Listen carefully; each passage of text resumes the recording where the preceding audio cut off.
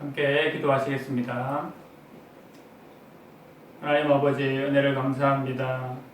오늘도 우리가 갑작스러운 상황이지만 이렇게 하나님 앞에 모여서 각자의 처소에서 예배하게 하시니 감사합니다. 우리의 심령과 우리의 마음들은 또 우리의 몸은 떨어져 있지만 우리가 온전히 하나님 앞에 예배할 수 있기를 원합니다. 그리하여서 우리 하나님 앞에 참된 예배와 또 참된 소망 가운데 나아가는 은혜의 주일이 되게 하여 주시옵소서. 주님의 은혜와 도우심을 바라보며 예수님의 이름으로 기도드립니다. 아멘. 함께 말씀 보겠습니다. 오늘 함께 보실 말씀은 요한복음 15장 1절에서 7절까지 말씀 함께 보시겠습니다. 요한복음 15장 1절에서 7절 말씀, 여러분 같이 읽지 않지만 제가 한 절, 여러분이 한 절, 한 절씩 교독한다고 생각하시고 함께 읽겠습니다. 15장 1절입니다. 나는 참 포도나무요 내 아버지는 농부라.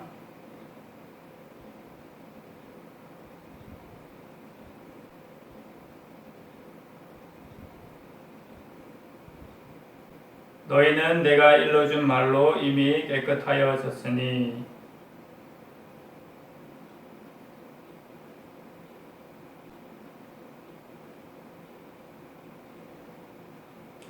나는 포도나무요 너희는 가지라. 그가 내 안에 내가 그 안에 거하면 사람이 열매를 많이 맺나니 나를 떠나서는 너희가 아무것도 할 수 없음이라.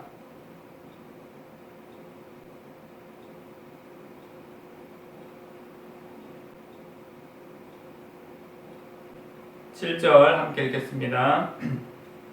너희가 내 안에 거하고 내 말이 너희 안에 거하면 무엇이든지 원하는 대로 구하라. 그리하면 이루리라. 아멘. 오늘 본문의 말씀을 통해서 나는 포도나무여 너희는 가지니 라는 제목으로 함께 말씀 받고자 합니다. 오늘 자유본문으로 오늘 말씀을 나누게 되었는데요. 상황이 또 이렇게 되어서 우리가 떨어져 있지만 함께 말씀으로 이 말씀을 나누기를 원합니다. 요한복음 15장은 우리가 잘 알고 있는 포도나무 비유장입니다. 예수님께서 제자들에게 말씀해 주시는데요. 앞서 14장부터 예수님께서 십자가에 못 박히시기 전에 제자들을 사랑하시고 세우기 위해서 특별히 십자가를 지시기 전에 하신 말씀으로 예수님의 고별 담화라고 하기도 합니다. 특별히 요한복음 15장 말씀을 통해서 농부 되시는 분이 하나님이시고 포도나무가 예수님, 그리고 가지가 바로 제자들임을 얘기를 하고 있습니다.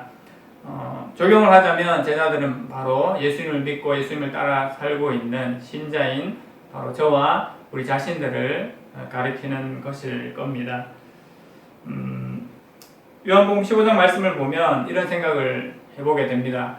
예수님께서 수많은 나무들이 있는데 그 나무들을 다 제외하고 왜 하필 포도나무로 비유를 들어서 설명을 하실까라는 생각을 해보게 됩니다. 이스라엘에 보면 좋은 나무들이 사실 더 많거든요. 백향목, 또 감람나무, 이런 수려하고 인물이 좋은 나무들이 많이 있죠.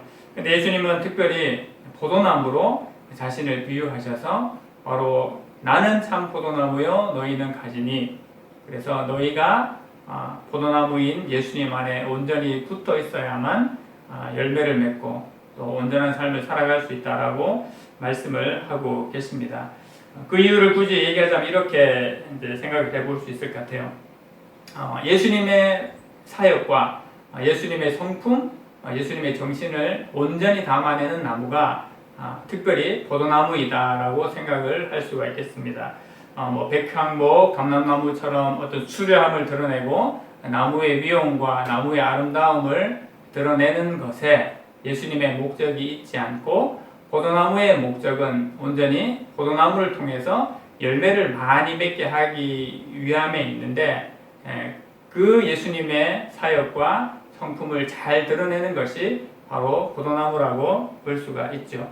바로 우리는 포도나무이신 예수님을 통해서 열매를 맺을 수 있지 않습니까? 그래서 예수님께서는 이 땅에서 사역 또 모든 인격과 사역을 통해서 자신을 드러내기보다 바로 예수 그리스도를 통해서 또 다른 예수님, 또 다른 예수님을 닮은 그 다른 인격체를 또 만드시기 위해서 그 열매를 위해서 바로 사역하신 것을 볼 수 있는데 포도나무가 그것을 아주 잘 드러내는 나무라고 우리가 볼 수 있습니다.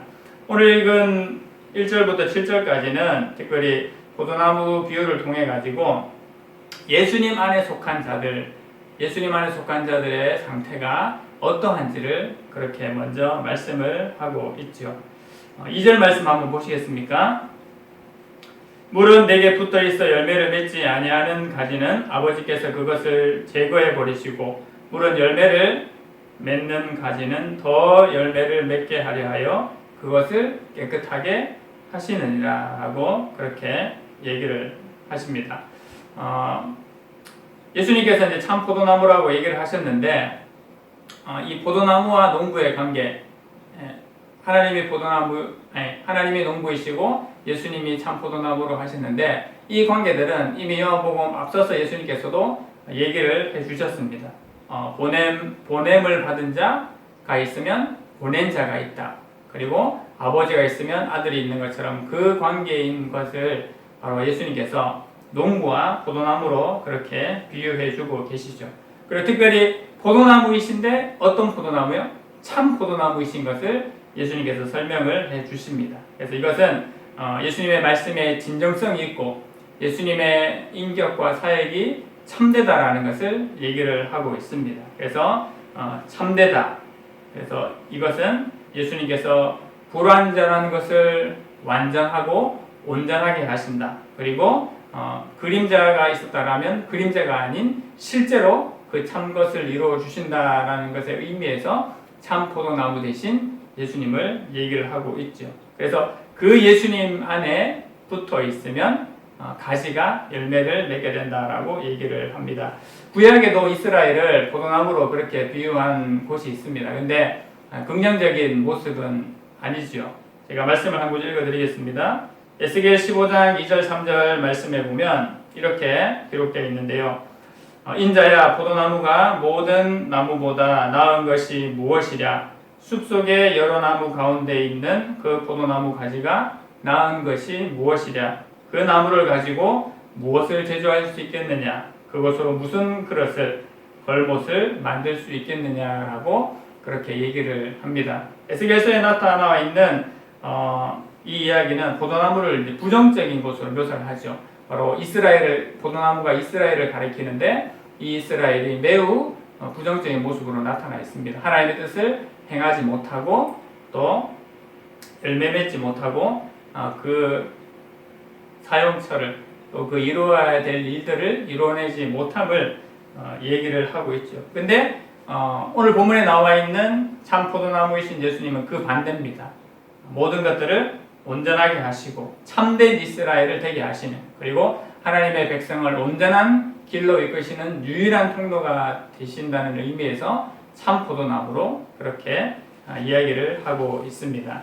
바로 이 예수님 안에 거하는 가지가 열매를 맺게 된다라고 했죠. 그래서 이것은 농부이신 하나님의 판단에 따라서 깨끗하게 됨으로 그렇게 할 수 있다고 했습니다. 여기서 이제 깨끗하게 되다라는 것의 의미는 바로 잘 다듬어서 그 역할을 할 수 있는 것을 말합니다. 깨끗하다는 것의 의미는 우리가 좀 더 살펴보면 결국 예수님께서 지금까지 지속적으로 가르치셨던 말씀으로 인해서 바로 이 제자들이 깨끗하여지는 것을 의미를 하는 겁니다. 그래서 말씀이 예수님 안에 온전히 거하게 하고 말씀이 잘 다듬어지게 하기 때문에 열매를 맺게 한다라고 이야기를 하죠. 반면에 열매를 맺지 못하는 가지는 예수님께서 제하여 버린다고 그렇게 얘기를 했습니다. 가지치기, 무서운 말이죠. 근데 이것은 결론적으로 그렇게 되는 이유가 그 가지가 예수님 안에 붙어 있는 참된 가지가 아니기 때문에, 결국 거짓 가지이기 때문에 그렇게 된다라는 것을 얘기를 합니다. 원래 나뭇가지가 나무의 기둥이나 본 줄기에 당연히 다 붙어 있게 되죠. 붙어 있지 않으면 죽습니다. 떨어져서 영양분을 받지 못하기 때문에 죽죠.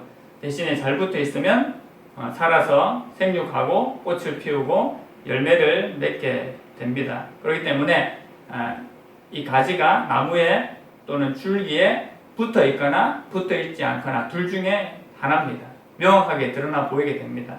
근데 때로 신자가 삶을 살아갈 때 이것이 명확하게 드러나지 않을 수가 있어요. 분명히 신자인 것 같은데 예수님께 붙어 있는 것 같기도 하고 또 어떻게 보면 붙어 있지 않는 것 같기도 한 그런 모습을 우리가 볼 수가 있습니다. 이걸 판단하는 일이 참 어렵겠지요. 근데 결론적으로는 예수님께 붙어 있는 가지, 예수님께로부터 거듭난 신자는 반드시 열매를 맺을 수밖에 없음을 우리가 기억을 해야 되겠습니다.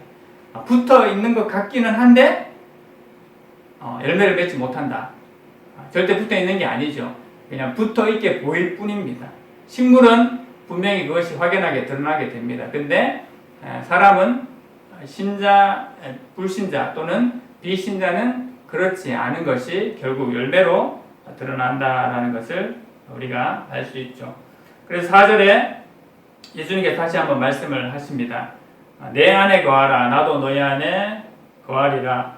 가지가 포도나무에 붙어 있지 아니하면 스스로 열매를 맺을 수 없음같이 너희도 내 안에 있지 아니하면 그러하리라 라고 예수님께서 말씀을 하십니다. 예수님 안에 붙어있는 가지는 반드시 열매를 맺을 수밖에 없다라고 했죠. 그래서 그것이 외적인 열매이든지 내적인 열매이든지 분명히 열매를 맺게 됩니다. 이 열매의 대표적인 것은 바로 성령의 열매를 의미합니다. 그래서 신자된 우리가 예수님께 붙어있는 가지는 반드시 성령의 열매를 맺을 수밖에 없음을 이야기를 해주고 있죠. 그리고 믿음을 가지고 하나님께 예배하고자 하고 하나님의 말씀을 따라 살려고 하는 것들이 다 그것에 대한 합당한 열매로 우리가 판단을 할 수가 있습니다. 그러기 때문에 예수님 안에 붙어서 예수님이 내 안에 내가 예수님 안에 거함으로 말미암아 우리가 풍성한 열매를 맺어야 된다는 것을 이야기를 해주고 있습니다. 5절 말씀은 저희가 너무나 잘 아는 말씀이죠. 또 암송을 하는 말씀이기도 합니다. 5절 말씀도 한번 같이 읽어보겠습니다. 시작. 나는 포도나무요 너희는 가지라. 그가 내 안에 내가 그 안에 거하면 사람이 열매를 많이 맺나니 나를 떠나서는 너희가 아무것도 할 수 없습니다. 아멘. 바로 예수님과 밀접한 관계를 가지고 있는 제자들, 신자들이 많은 열매를 맺는다라는 것을 반복되는 내용인 것 같지만 다시 한번 분명히 말씀하고 계시죠. 그래서 이 일은 포도나무하고 가지가 연합돼서 이루어지는 것처럼 반드시 성도들도 예수님과 제자된 사이처럼 예수님과 성도들이 상호 연합을 통해서만 분명히 이 일이 일어날 수 있음을 우리에게 알려주고 계십니다. 만약에 그리스도 안에 있지 않는 자들은 그럴 수가 없죠. 그에게 합당한 열매를 맺을 수 없을 뿐만 아니라 또 믿음의 반응을 보이지 못하기 때문에 믿음으로 살아가지 못하기 때문에 현재를 잘 살아가는 것 같지만 이미 밖으로 던져진 존재가 되고 마는 겁니다. 그러니까 예수님과 무관한 존재는 결국 하나님과 무관한 존재로 살아갈 수밖에 없습니다. 그래서 예수님께 붙어 있지 못하는 자들은 현재적으로는 우리가 미래에 대해서는 어떻게 당장 급한 상황이 아니라고 생각할 수 있지만 현재적으로는 하나님의 은혜에 머물지를 못하죠. 하나님의 은혜 가운데 머물지 못하면 어떻겠습니까? 세상 사람들은 그것을 모르기 때문에 그 은혜를 누리는 것에 대하여서 민감하지 않지만 예수님 안에 거하고 예수님의 은혜를 아는 사람들은 하나님의 은혜를 누리지 못한다는 것을 너무나 힘들어하고 고통스러워합니다. 그래서 현재적으로는 하나님 은혜 밖에 놓이게 되고 최종적으로는 하나님의 심판을 받게 되는 그런 상황에 그런 결론을 나게 됩니다. 그래서 그리스도 안에 있지 않는 자들이 그리스도 안에 있는 자들과 분명히 다를 수밖에 없음을 예수님께서 이야기를 해주고 계십니다. 계속해서 7절입니다. 마지막 7절. 너희가 내 안에 거하고 내 말이 너희 안에 거하면 무엇이든지 원하는 대로 구하라. 그리하면 이루리라 라고 말씀을 하시죠.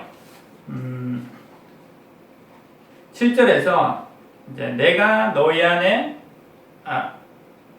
내 안에 거하고 내 말이 너희 안에 거하면 이라고 이야기를 하고 있습니다. 6절까지는 우리가 살펴본 것처럼 예수님께서 제자들 안에 거하고 제자들이 예수님 안에 거할 때에 열매를 맺는다라는 것을 그렇게 얘기를 하셨죠. 그런데 6절까지 내용들을 통해서 7절을 다시 한번 보게 되면 단순히 내가 너희 안에 거해야 된다라는 말과 달리 내 말이 너희 안에 거하기를 원한다고 얘기를 합니다. 7절 그렇죠? 7절 말씀 보시면 너희가 내 안에 거하고 또 내가 너희 안에 거하면 원래 이렇게 이제 돼야 되는 거죠. 근데 여기서 말을 좀 바꾸십니다. 너희가 내 안에 거하고 내가가 그냥 아니라 내 말이 너희 안에 거하면 무엇이든지 원하는 대로 구하라. 그렇게 말씀을 하십니다. 결국 이것은 내가 너희 안에 거할 수 있는 방법이 바로 예수님의 말씀이 너희 안에 거하게 되면 이런 은혜가 너희를 누릴 수 있다라고 말씀하시는 겁니다. 그래서 예수님 안에 거하는 것의 구체적인 의미는 바로 예수님의 말씀이 나의 심령 가운데, 예수님의 말씀이 우리의 심령 가운데 거하는 것들을 얘기를 합니다. 다시 반복해서 얘기하면 예수님의 말씀이 우리의 심령을 점령한 상태가 되는 것이 바로 예수님이 우리 안에 거하는 것을 얘기를 합니다. 이것이 바로 참된 가지의 모습이고 참된 신자의 모습이 되겠죠. 우리 늘 바랍니다. 이 말씀처럼 제가 예수님 안에 거하기를 원해요. 또 예수님께서 제 안에 거하기를 원해요 라고 많은 고백을 합니다. 근데 정말 그것을 분명하게 이루어지게 하는 길은 바로 내 심령을 예수님의 말씀으로 가득 채우는 겁니다. 내 심령이 예수님의 말씀으로 점령당하게 하는 겁니다. 그것이 바로 예수님이 내 안에 확실하게 거할 수 있게 하는 가장 유일한 비결입니다. 여러분, 상황이 다시 어렵게 되었습니다. 우리가 여러 가지를 생각을 하게 되는데요. 오늘 말씀을 기억하면서 우리가 반드시 하나님 앞에 생각해야 될 것. 하나님, 내가 예수님 안에 거하기를 원합니다. 또 예수님께서 내 안에 거하기를 원합니다라고 간구하고 그것을 끊임없이 붙잡기를 원합니다. 그것이 이루어지기 위해서는 어떻게 해야 된다고요? 네, 바로 예수님의 말씀이 나의 심령 가운데 가득해져야 됩니다. 예수님의 말씀이 바로 우리 마음의 왕자를, 마음의 중심을 점령할 때 그것이 온전하게 이루어질 수가 있습니다. 그래야 할 때 예수님께서 뭐라고 말씀하십니까? 무엇이든지 원하는 대로 구하라 라고 그렇게 얘기를 합니다. 그리하면 모든 것을 이룰 것이다 라고 말씀을 하시죠. 여러분, 너무 좋지 않아요? 너희가 원하는 것을 무엇이든지 구하면 그것을 그대로 예수님께서 시행하시리라고 그렇게 말씀을 하십니다. 왜 그럴까요? 전제 조건이 예수님의 말씀이 우리의 심령과 마음 가운데 충만하기 때문에, 예수님의 말씀이 우리의 심령과 마음을 온전히 점령했기 때문에 그때에는 어떤 것들을 구해도 합당하게 예수님께서 다 시행하실 것이라고 얘기를 합니다. 여러분, 무엇이든지 우리가 예수님 앞에 구할 때 하나님께서 그것을 다 이루시겠다라고 한번 생각을 해보세요. 생각만 해도 좋겠죠. 우리 생각에 때로는 좀 사심도 있고 여러 가지 마음에 노출될 때도 있기는 하지만 하나님께서 무엇이든지 구할지라도 그것이 온전하게 이루어지게끔 하는 그 말씀의 충만함을 주실 때는 충분히 그렇게 할 수 있다라고 말씀을 하고 계십니다. 어떤 어려운 상황이 와도 예수님이 내 안에, 우리가 예수님 안에 거하게 되면 우리는 문제없이 살아갈 수 있고 또 이 어려움들을 능히 이겨낼 수가 있습니다. 여러분, 우리가 떨어져 있지만 예수님의 말씀이 여전히 우리 가운데 충만할 수 있도록 예수님의 말씀이 우리의 심령을 온전히 점령할 수 있는 은혜가 저와 우리 흩어져 있는 모든 주의 청년들에게 가득할 수 있기를 소망합니다. 우리 함께 기도하기를 원합니다. 하나님, 우리 가운데 귀한 은혜의 마음을 허락해 주셨는데 하나님, 이 어려운 상황들을 지날 때에 예수님이 내 안에, 내가 예수님 안에 거할 수 있는 그 마음들을 충만히 허락하여 주시기를 우리가 기도했으면 좋겠습니다. 우리의 심령에 예수님의 말씀으로 충만케 하시고 또 예수님 말씀이 우리의 심령을 온전히 점령하여서 하나님 앞에 합당한 예배뿐만 아니라 합당한 삶을 하나님 앞에 살아갈 수 있도록 우리 함께 기도했으면 좋겠습니다. 함께 기도하겠습니다. 하나님 아버지, 은혜를 감사합니다. 우리 하나님 앞에 함께 예배하게 해주시니 너무나 감사드립니다. 하나님, 이 어려움의 상황을 다시 지나게 되었습니다. 우리 한 사람 한 사람을 주님께서 붙잡아 주시고 주의 말씀으로 충만케 하여 주시옵소서. 주의 능력과 은혜로 하나님 충만케 하여 주시기를 원합니다. 우리가 주의 말씀 가운데 나아가게 하시고 하나님, 온전히 주의 은혜로 또 우리에게 주어진 이 삶들을 살아갈 수 있도록 하나님 역사하시고 인도하여 주시옵소서. 그 영광의 은혜가 하나님 충만하게 하시고 말씀이 우리를 사로잡고 말씀이 우리를 점령하는 은혜가 충만케 하여 주시옵소서. 하나님 아버지, 은혜를 감사합니다. 오늘도 우리가 하나님 흩어져 있지만 함께 하나님 앞에 한 말씀으로 예배합니다. 예수님이 내 안에, 내가 예수님 안에 거함으로 말미암아 온전한 열매, 풍성한 열매를 맺는 삶이 되게 하여 주시옵소서. 상황이 어려워진 것으로 인하여 우리가 불평하고 낭망할 것이 아니라 우리의 주어진 삶 가운데 최선을 다하여 하나님의 은혜를 누리며 또 여전히 하나님의 말씀 우리의 심령 가운데 충만하여짐으로 말미암아 어떠한 상황 가운데서도 합당한 열매를 풍성히 맺는 모든 주의 청년들의 삶이 되게 하여 주시옵소서. 예수님의 이름으로 기도드립니다. 아멘.